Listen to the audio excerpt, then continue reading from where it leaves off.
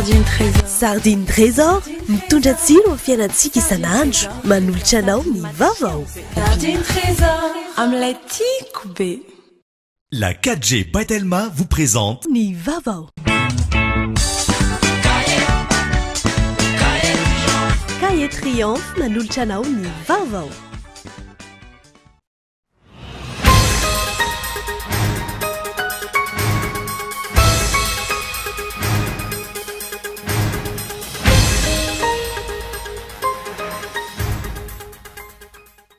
Tokony atsapa-tenina ametra-pialana ireo tompon'andraikitra ambony eto amin'ny firenena tsy mahavita ny asa noho ny filoham-pirenena Hery Rajaonarimampianina nandritra ny fandaharana fotoam-bita.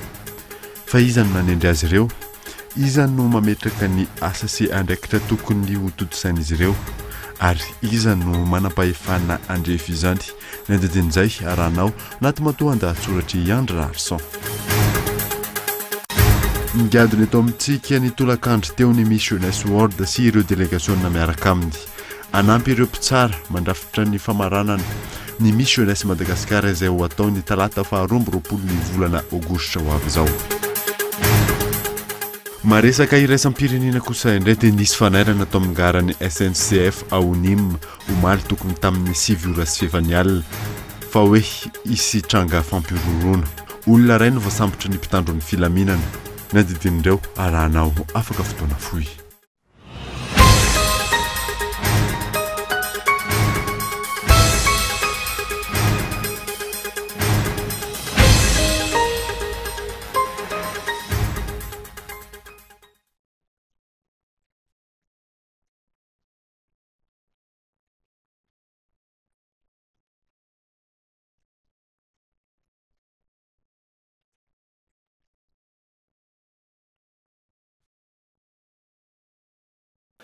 Finaritra tompoko lasy tompoko vavy manasanao ary anaraka ny fampahalalam-baovao TV amin'izao alahady alina izao. Ny anombotsika ny vaovao dia tokony atsapa-tena ametra-pialana ireo tompon'andraikitra ambony eto amin'ny firenena tsy mahavita ny asany hoy ny filoham-pirenena Hery Rajaonarimampianina nandritra ny fandaharana fotoam-bita.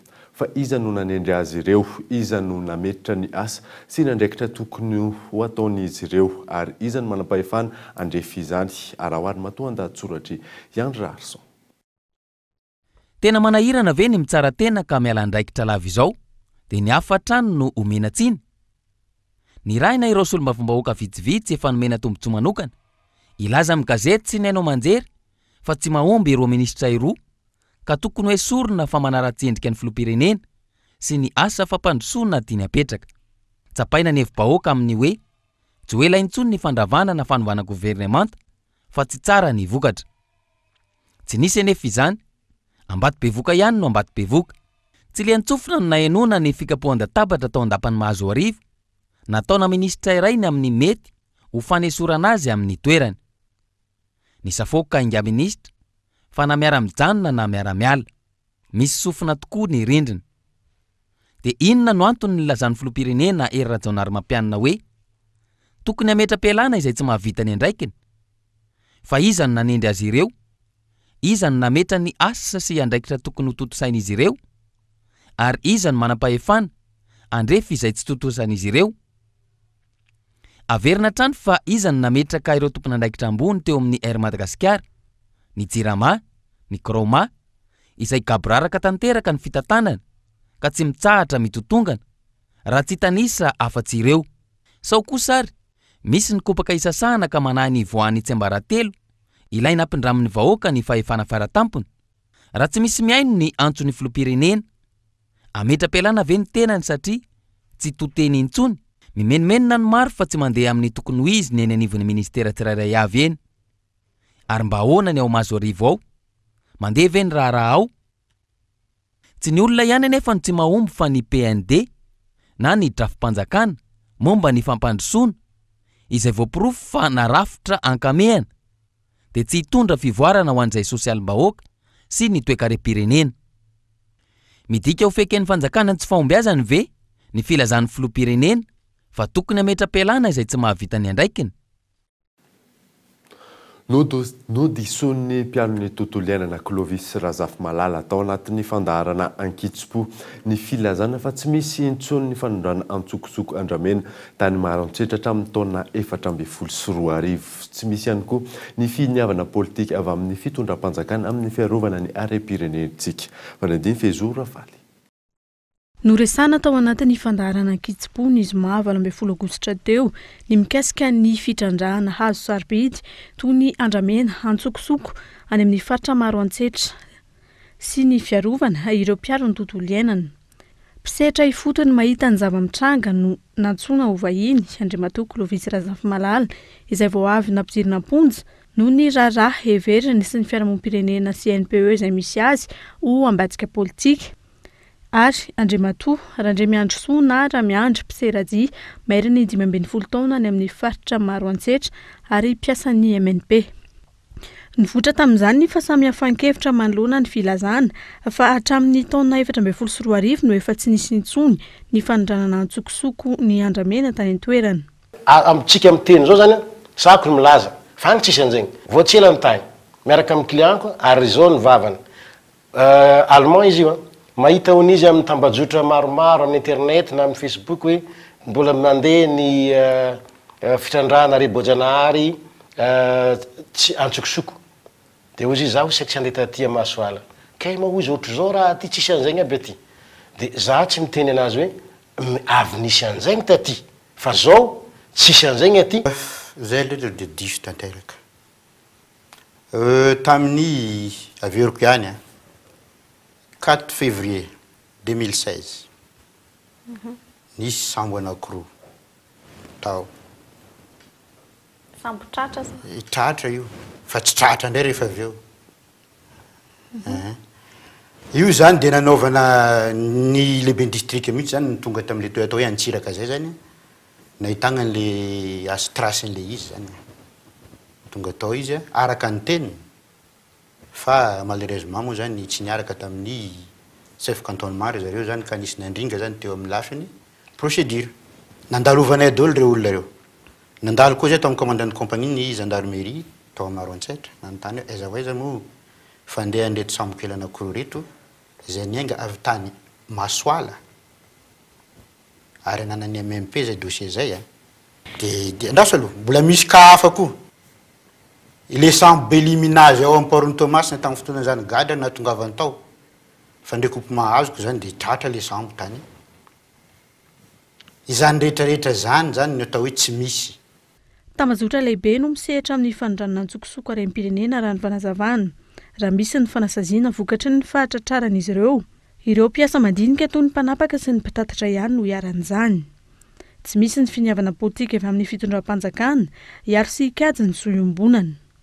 Nivoatra tao anatin'ny fandarana ihany koa ny tsy fisian'ny fiarovana ireo mpisehatra amin'ny fiarovana ny tontolo iainana izay misedra tsindry samihafa no ny fitanana sy fampitana vaovao mikasika fanondranana antsokosoko harem-pirenena. Ankilany kosa ny Mpiseradia mpiasan'ny MNP milaza fa tsy misy tsindry miatra amin'izy ireo faharovan'ny fanjakana. Ny talata amin'ny 2 ora tolakandro Ratsehivina no famerenana ny fandarana Ankitspo eto amin'ny Kolo TV.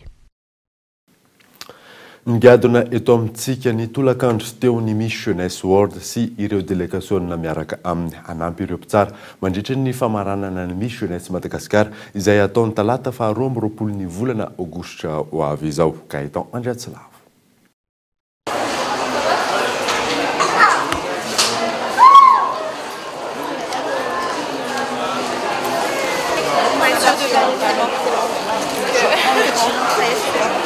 Androany tokony ho tamin'ny 2 ora tolakandro no nigadona teto amin'ny seranam-piaramanidina Ivato ny Miss Jeunesse World sy ny délégationna miaraka aminy. Tonga nitsena azy tena toerana ihany koa ny mpikarakara ny Miss Jeunesse Madagasikara izay hiatrika ny dingana famaranana ny talata ho avy izao. Tsy ireo komity mpikarakara ihany, tonga tena toerana ihany koa ireo ankizy sy tanora mpankafy.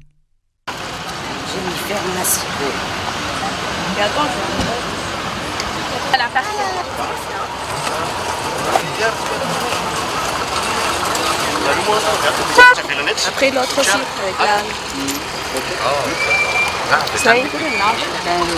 Non, bonjour à toutes et à tous. Voilà, donc moi je suis Priscilla Tevib, la présidente tonga eto Madagasikara izahay atrika ny andiany voalohany amin'ny Miss Jeunesse Madagascar 2017. Fifanitsanana ao amin'ny Miss Jeunesse World. Miaraka amiko ny vice-président ny comité raisam-pirenena sy Jennifer Masikot voafidy ho Miss Jeunesse World amin'ity taona ity. Miaraka amiko izy ireo mandritra ny fifidianana iraisam-pirenena sy ny fifidianana isam-paritra. Sur toutes les élections internationales et quelques élections également locales. Voilà. Donc je laisse peut-être la parole à Jennifer. Oui, voilà, en effet, le 22 août prochain, c'est la grande élection. Ny 12 aogositra ho avy izao no fifidianana ny Miss Jeunesse Madagascar. Iona amin'ireo mpandray anjara izahay ary mirary soa azy ireo. Tsy andrina intsony ny iona amin'izy ireo. 19 ans, enfin 20 ans maintenant. Oui. 20 taona Jennifer ankehitriny. Faly izahay tafiaraka aminareo amin'ity dingana voalohany ity. Mirary soa an'ireo mpandray anjara mba ho afaka manala azy tsara izy ireo, hijanona amin'ny maha izy azy avy, ny tsirairay. Izay inoko fa tena zava-dehibe izany. Ka izay tsara indrindra noho ny hafa no hibatany couronne. Ny talata 12 ny volana aogositra ho avy izao araka izany no tanterahana ny finale ho an'ny Miss Jeunesse Madagasikara andian'ny voalohany. Miisa 19 izy ireo no hiatrika io dingana famaranana io. Alohan'ny anarahantsika ireo vaovao ara-panatanjahantena dia reto indray misy dokavarotra.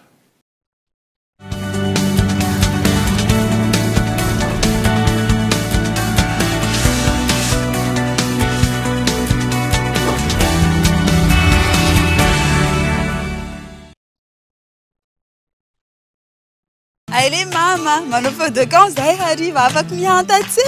Eny ary, alefanay amin'ny voly. Yes!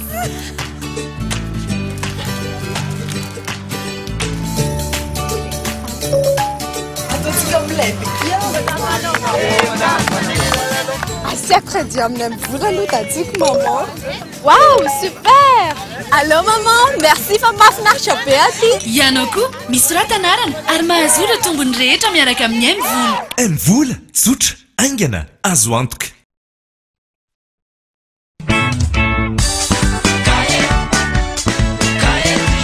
Zay mitady raha tsara sady manara-penitra ho an'ny zanaka surempianaka. Zegny ny mahatonga izahay mampiasa izy io n'olo vasomo tegna sarobidy. Tegna mazava ny sady fampiasa andavanandro mampazoto matentsekoly amin'ny fahatsarany.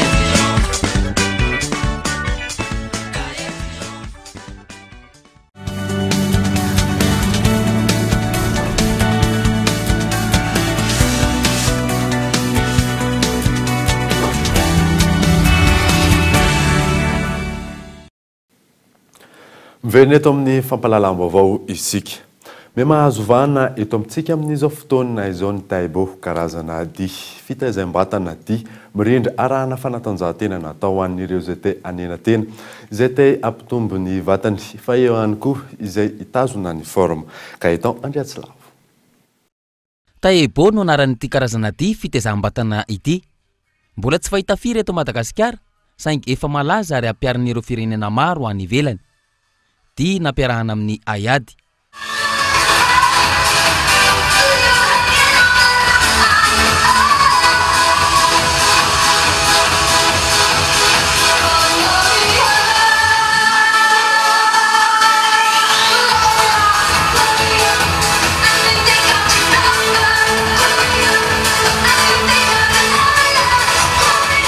Inona marina no atao hoe Taibo? Inona no mampiavaka azy amin'ireo dia fitaizam-batana efa misy hatrizay?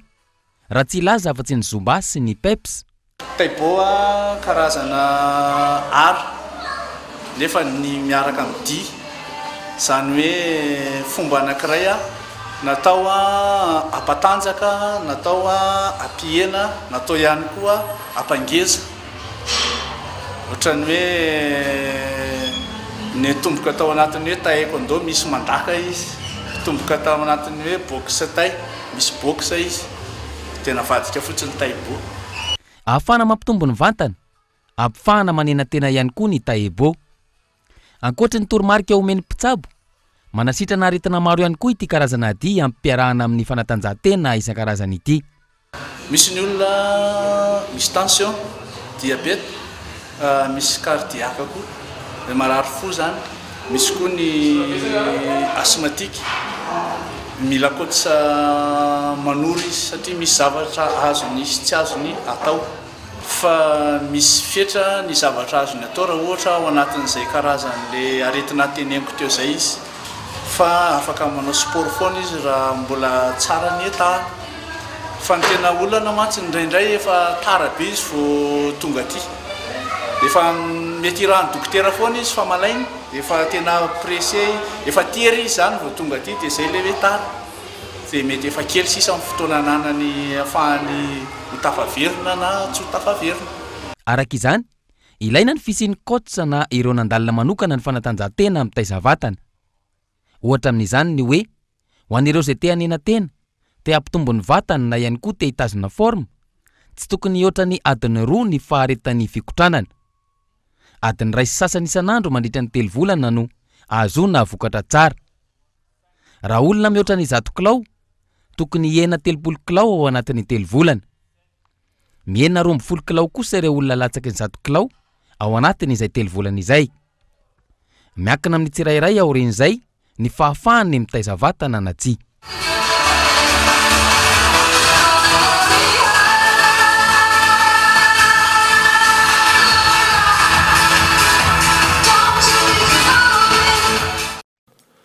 No tanterahana androany tao amin'ny Aksa Ambouda ny championnat de Madagascar eo amin'ny taranja tennis aorian'izay hiatrika ny championnat d'Afrique ny solotena malagasy eo amin'ny sokajy U12 sy U14 lahy sy vavy Gaëtan Andriatsalavatra.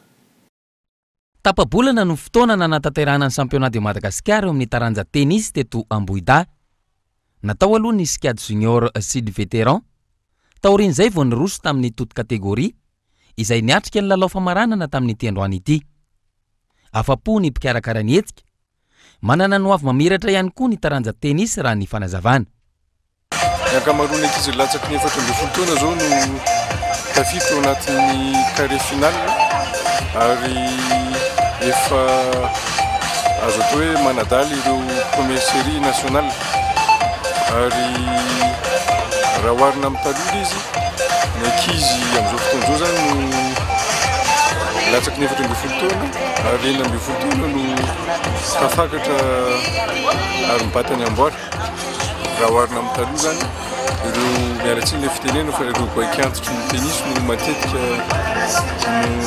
na hoe vétéran no matetika no mibata ny amboara fa amin'izao fotoana izao dia efa le tanora latsaky ny 14 taona no matetika mahazo ny amboara. Andraisan'ireo tompon-daka avy amin'ny ligue paritra rehetra anjara ity championnat de Madagascar natao teto Ambouda ity. Aorian'ity championnat ity hiatrika ny championnat d'Afrique ny solotenan'ny malagasy. Aorian'izao championnat Madagascar karakarain'izao dia ny fandefasana ireo équipe nationale lasy vavy U12 sy U14 hanao championnat d'Afrique ny Maroc ny Ouato amin'ity volana septembre ity.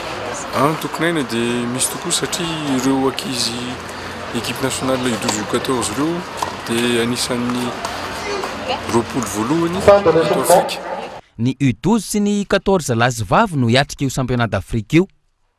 Misa 9 ny U12, lehilahy 3 ary vehivavy 3 ary lahy 2 sy vavy 2 kosa ny U14. Maresaka iraisam-pirenena kosa indray dia nisy fanairana tao amin'ny garany SNCF Aonim omaly tokony tamin'ny 7 ora sy fefany alina hoe histranga asa fampirona olona ray ny voasambony mpitandro filaminana tao anatin'izay fanadadina. Taorian'ny asa fampirona tao Barcelone mandry tsy lavoloha Europa ray manontolo.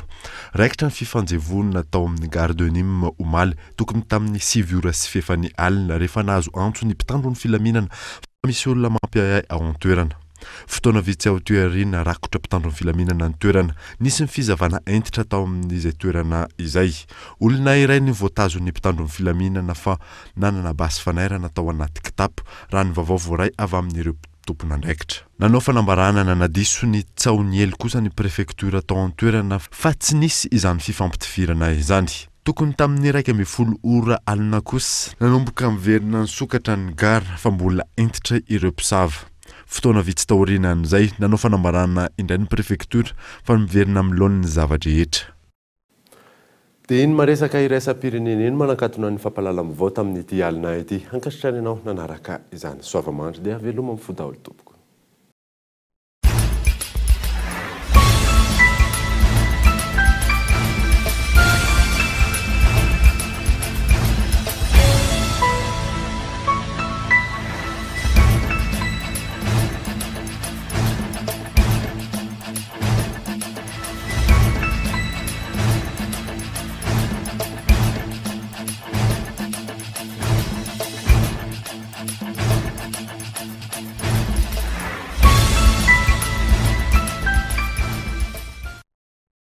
La 4G Batelma vous a présenté Ni Vavao.